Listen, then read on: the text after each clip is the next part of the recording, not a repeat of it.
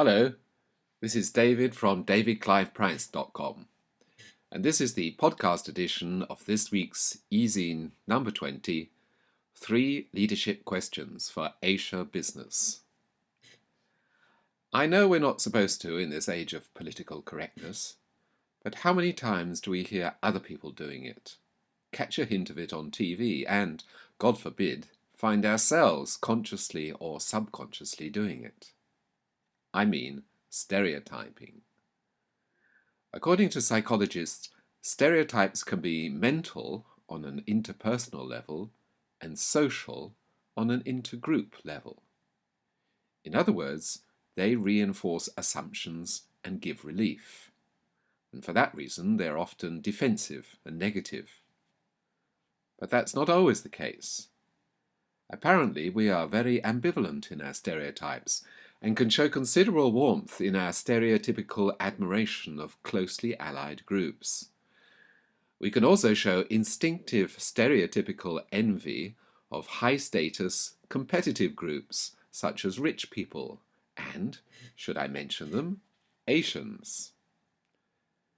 The stereotypes of the impassive Japanese, or the master of kung fu, or Inspector Wong, have been replaced by a whole new set of stereotypes related to the wave of shoppers from China, previously Japan, in the luxury goods stores of the West, waving their credit cards and buying up every Gucci and Louis Vuitton bag available.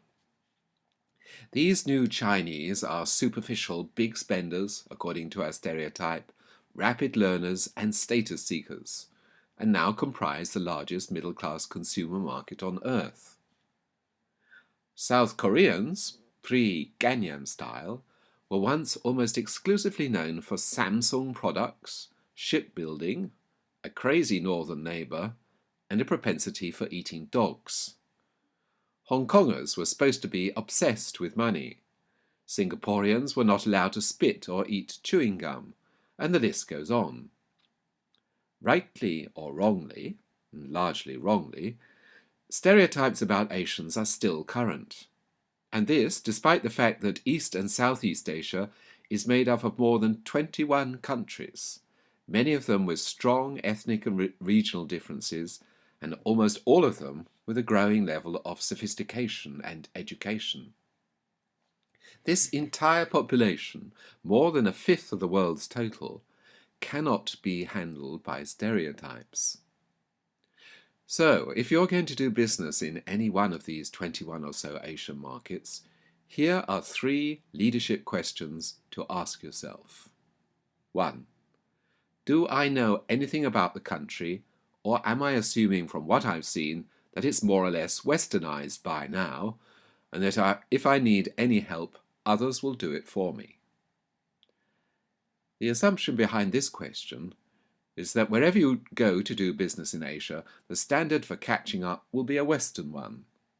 In other words, you can pretty much get the lay of the land by relying on Western models of behavior, and everyone aspiring to those.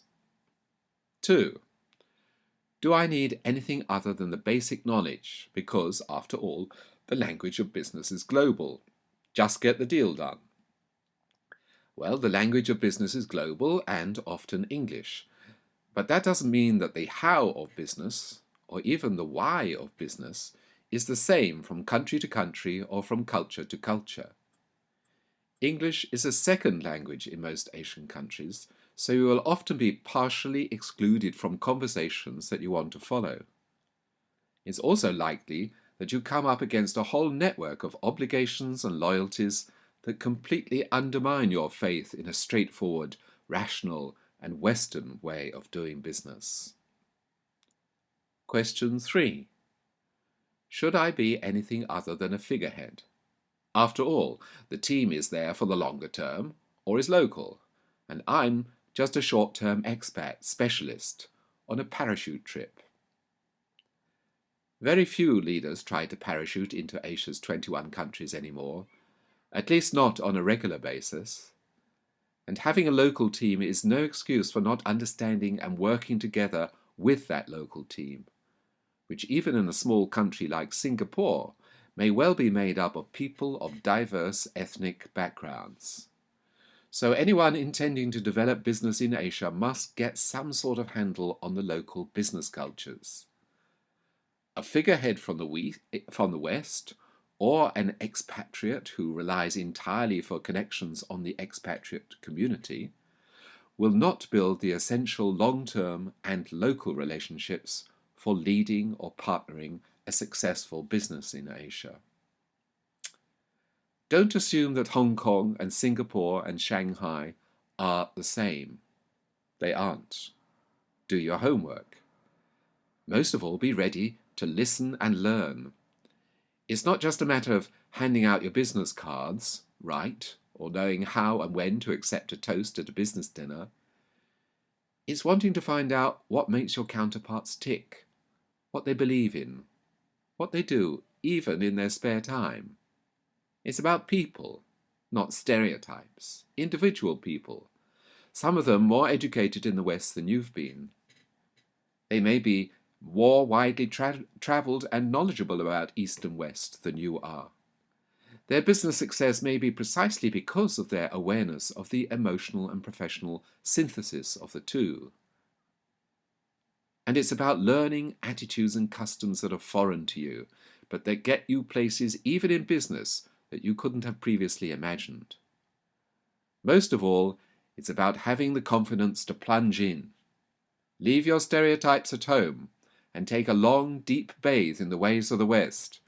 You'll be surprised how refreshing it is. I'd love to hear from you if you have tips or comments about doing business in China or in other parts of Asia.